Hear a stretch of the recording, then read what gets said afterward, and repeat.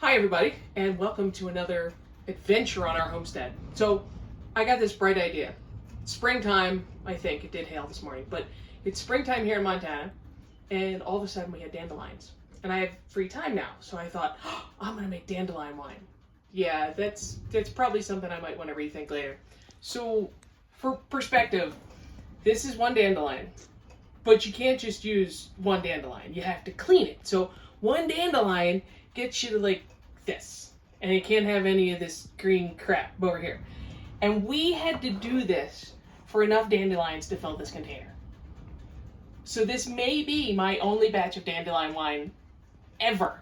And by the way, it only makes a gallon, which if you think about a bottle of wine, it's 4 bottles of wine. All that work for 4 bottles of wine. I think we picked dandelions, 3 days. picked them apart for like It was 2 or 3 hours at night each. Yeah, for like 3 days. 2 or 3 days. Yeah, it was it was crazy.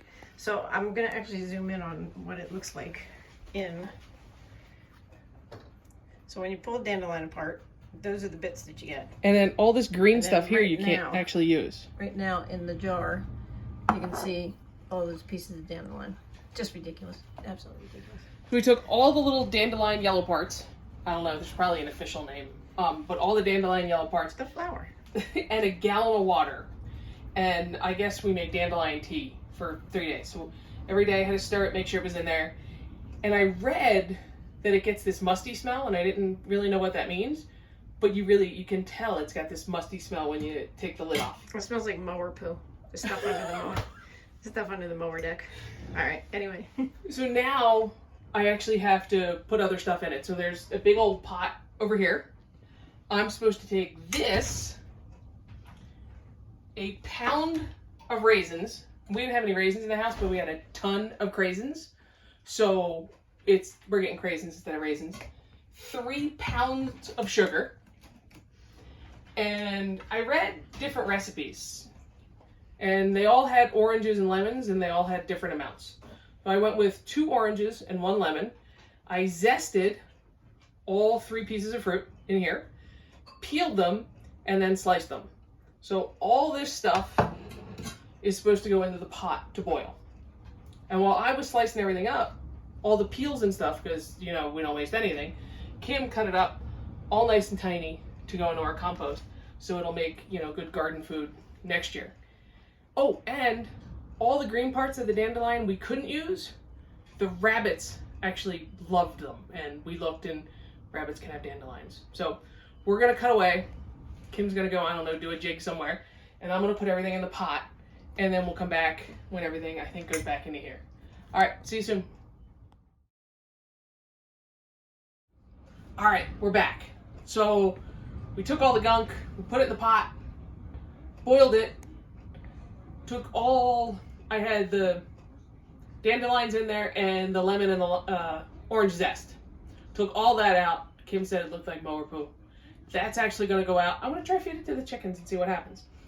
This is what I had left, and I added 3 pounds of sugar to here. Kim's eyes just get really, really big. So I added 3 pounds of sugar to here, stirred it up so it's all dissolved. Now we're going to add the oranges and the lemons. I sliced them all up without slicing myself, mind you. Now, normally when I make wine and beer, I have carboys, and they have smaller mouths so that I can put an airlock. But I can't do that because I'm never going to get all the stuff out of here. So we're going to put it back in here. This is a 2-gallon container we bought for a party one time. It's got a little spout at the bottom, but it's big enough. I have a pound of craisins I'm going to put in here. I'm not going to bother you guys with it. And since I decided to do this, but I don't have any wine yeast, I had to Google how to turn bread yeast into wine yeast. So it told me to take a teaspoon of my yeast and add it to a cup of water with 2 tablespoons of sugar and let it set. You can see it actually activated. So these 2 things are going to go in here. Kim says we own cheesecloth.